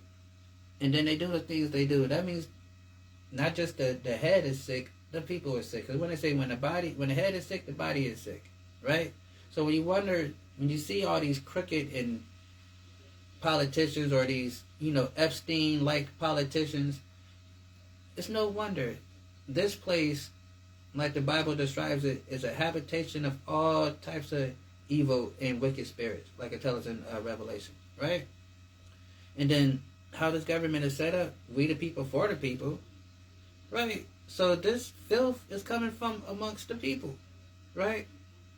That's why the Lord separated us, right? And made us holy people, right? That's why we need to be separated and be holy, because these people is not. Woe to them that devise iniquity and work evil upon their beds. When morning is light, they practice it, because the power is in their hand. They covet fields. They take them by violence. That's what they do. If they like something, they want it, they take it by violence, right? When they came over on the Mayflower and they seen a nice little Indian village, oh yeah, that's nice over there. Hey, let's go slaughter all those Indians and take it, right? Then before you know it, we used to go around counting all the little Indians, 1 little Indian, 2 little Indian, 3 little Indian, 4 little Indian. We used to count that shit. We can't count not one goddamn Indian, right? Where the fuck are they, right? They put them all on goddamn reservations. There's none, right? Because it says they covet fields, they take them by violence in houses. That's what they do, right? Violent people. Australia, we were speaking about that earlier, how some of the the Japhetic people went down to that island. Where are the blue black people? Huh? They slaughtered them all. We used to see pictures of the blue blacks. Where are they? Killed them, right? Because it says they covet fields and take them by violence in houses. They take them away, so they oppress a man in his own, and they oppress a man in his house, even a man in his heritage. That's what they do, right? And that's what they have done to us, right? That's why we don't consider who we are, because our culture and everything been stripped from us, because they practice these things. It says they practice it because it is in their power of their hand. So they come up with these different policies to take us away from who we are, like we read in Psalms, that they have crafty counsels, right? And then, we have to understand, and that who we are as a people, and understand the devices and the trickery that they're doing to come against us, right? Because it's a spiritual thing. Because the Bible says our weapons of warfare is not carnal. You know what I'm saying? Our weapons of warfare is spiritual, right? We have a all-powerful, all-knowing, interdimensional, galactic superpower behind us that fight for us, right? So we don't, our weapons are not carnal, right? So, like I said, that's, we got to understand who we are as a people. Let's get a couple more, then we out of here.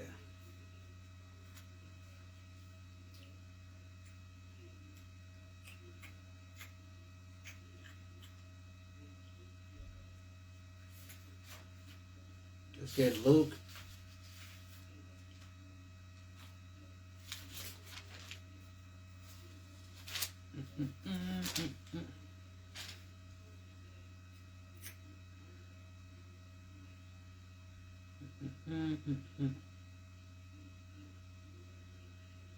Get Luke 21-24, and it says,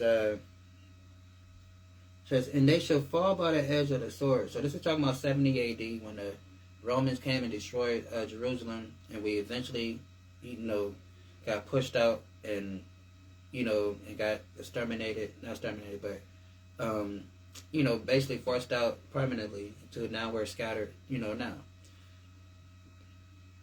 Excuse me. Then it says, they shall fall by the edge of the sword, and should be led away captive. And that's what happened. Got taken into captive. After that time, then, of course, then centuries later, also again, and would be led away captive to all nations, and Jerusalem shall be trodden down of the Gentiles, to the time of the Gentiles be fulfilled. So, meaning that land over there, since we got expelled out of that land and took into the four corners of the world, now these Gentile nations, these so-called Jewish people, the Palestinians, the Arabs, whoever is over there, the Ethiopians, all them people, it says, and Jerusalem shall be trodden down of the Gentiles until the time of the Gentiles be fulfilled. Meaning, it's going to be Gentile people in that land instead of the real Israelites in that land, and they're going to be over there until Christ returns. Because when the time of the Gentiles be fulfilled, that's when Christ returns, right?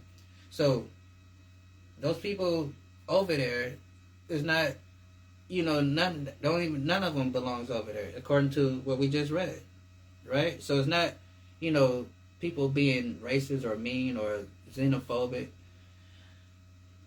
According to the words that came out of Christ's mouth, prophetically speaking, it says, and they shall fall by the edge of the sword. The real Jews will die from war and conquest, during that time. Then it says,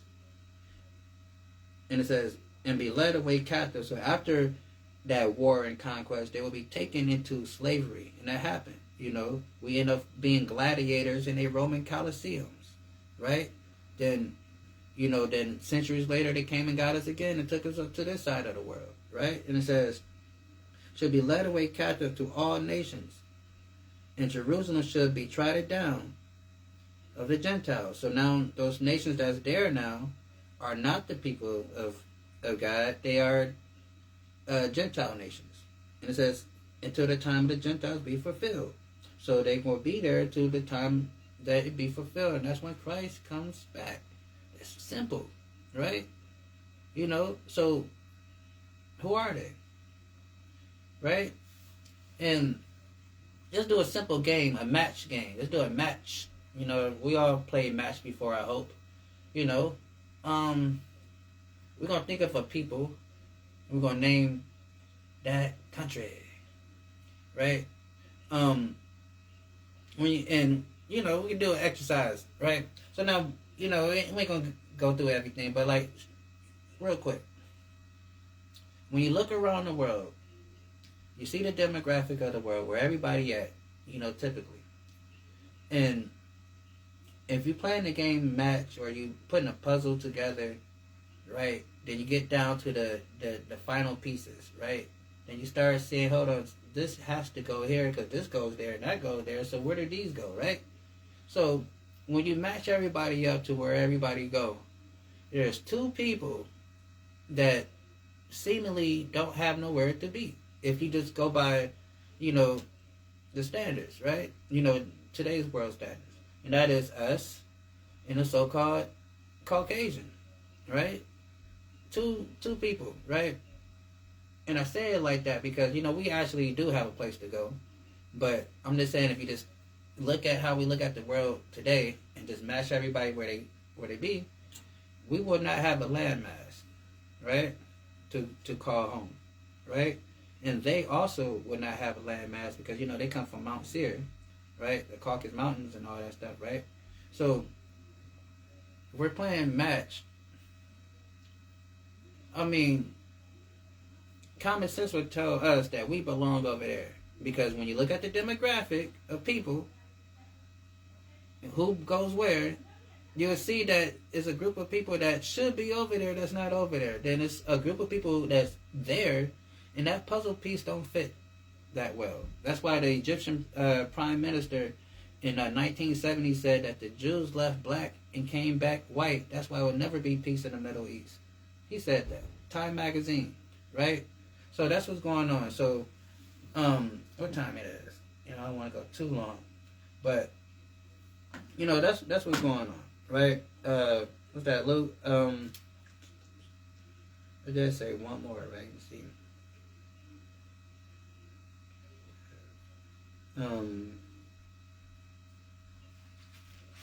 What was the other one I wanted to get?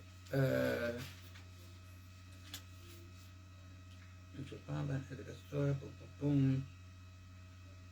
Like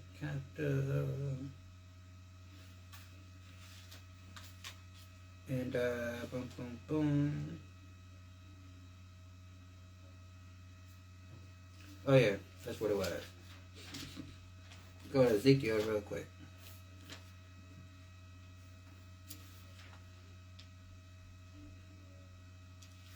Ezekiel 35.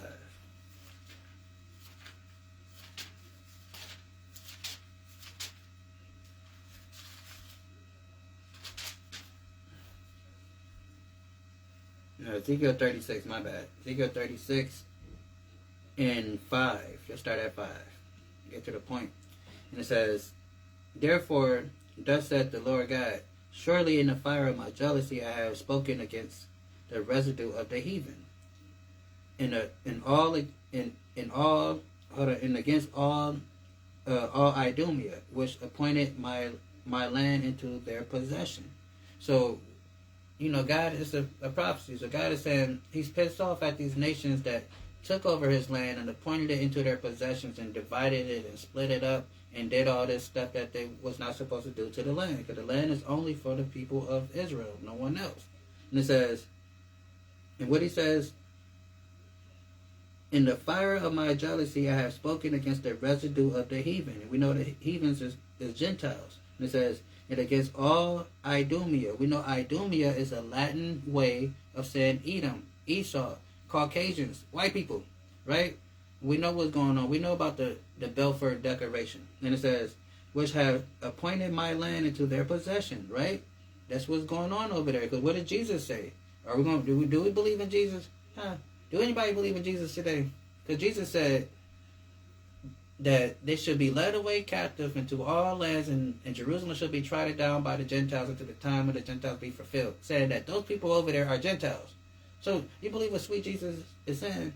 Because over here He's telling us, against all Idumea, which have appointed my land into their possession, right? Just like Jesus told us that it will be trodden down and they will be over there until He comes back. Then it says, into their possession with joy in their hearts, meaning they doing this with joyful, hearts. They over now. They even down in Lebanon, trying to take a piece of Lebanon. They got what they say. They controlling 14% of the country of Lebanon, right? They just going happy over there. Just going conquering happy over there, right? And it says, they have appointed my land into their possession with joy of their hearts, with despiteful minds, to cast out for a prey. So it's all about money for them. They trying to get it. That's why they want to control those different, the straits and the Suez Canal and all that stuff, right? It's all about the money, right? If it ain't about the money, right? So that's all it is. And it says, which have appointed my land into their possession with joy of their hearts, with deceitful minds, to cast out for a prey. Prophesy therefore concerning the land of Israel, say unto the mountains of the hills and the rivers in the valleys, thus saith the Lord God, behold, I have spoken in my jealousy, in my fury, because ye have borne the shame of the heathen. So God's going to get with these people, punish them for taking that land and doing the things they have been doing, since they've been over there, right? Thus said the Lord God, I have lifted up my hand, surely the heathen that are about you, they shall bear their shame. So meaning He going to get with them, right, for being over there, right? So those people is not who they say they are, right? So like I said, if we play a game of match and try to match everybody to where they go, it's only fitting and right that we belong over there. And when you match everybody where they at, right? But again, like it tell us, Psalms 83, they took crafty counsel against our people to hide this knowledge from us. They spent millions and billions, to keep this knowledge from us, right? it is very, conducive for them to call us, Hamites and make us believe that we Hamitic, because as long as we believe that we're Hamitic and we just one reach away from God, just a step away, and we always that one step away from God, and not ever understanding that we His people, they can rule over us. They understand the power. This is a spiritual thing, right? We have to understand this, right? Let's get this real quick. It's Book of Judah.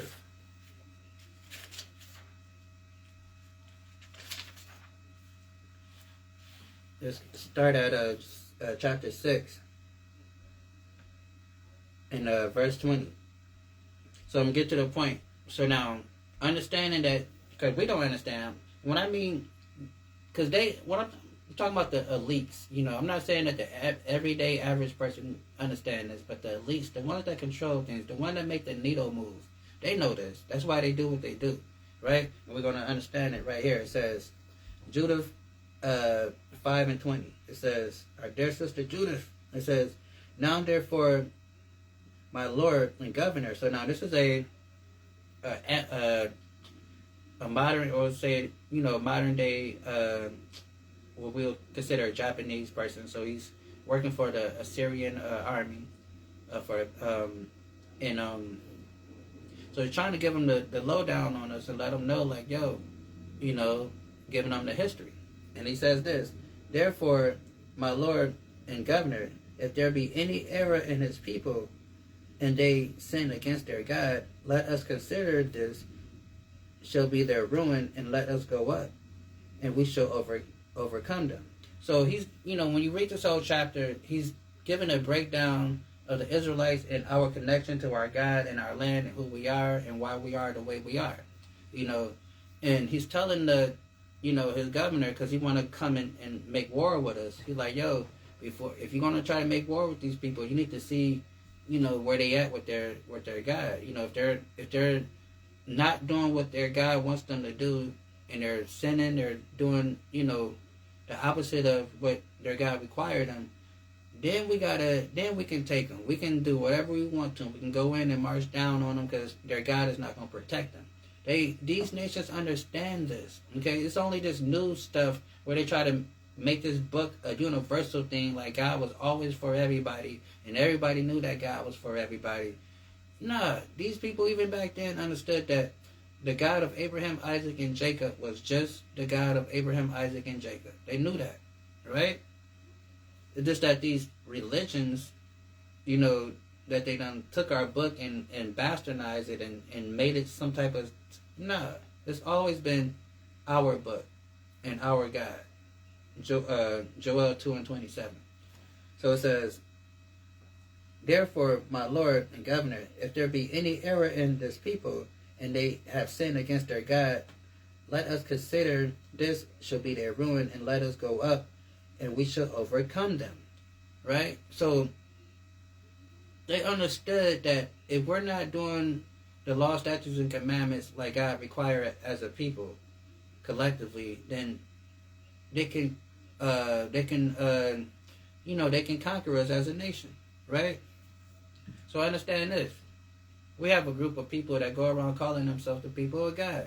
But we know that they are secular in belief. They are atheists as collectively as a people. There's only a small percentage of them who we appear to see on TV all the time and make it seem like they're religious. But it's a very small percentage of them. They are secular people, right? So how could they be who they say they are and do the things that they do when we know the children of Israel have no power but the power that is given to them from God? And they saying this, now therefore, my Lord and Governor, if there be any error in this people, and there's a lot of errors in those people, right? They are very horrible people. And I don't care to say it. I don't mind. Horrible. I say it every day, how horrible they are, right? And it says, now there be, therefore, my Lord and Governor, if there be any error in these people, and they sin against their God, let us consider that this shall be their ruin, and let us go up, and we shall overcome them. But if there be no iniquity, so when we're keeping the law, statutes, and commandments, we're doing what we're supposed to do, doing what God requires of us, right? What does it say? It says, but if there be no iniquity in their nation, let my Lord now pass by, lest their God defends them.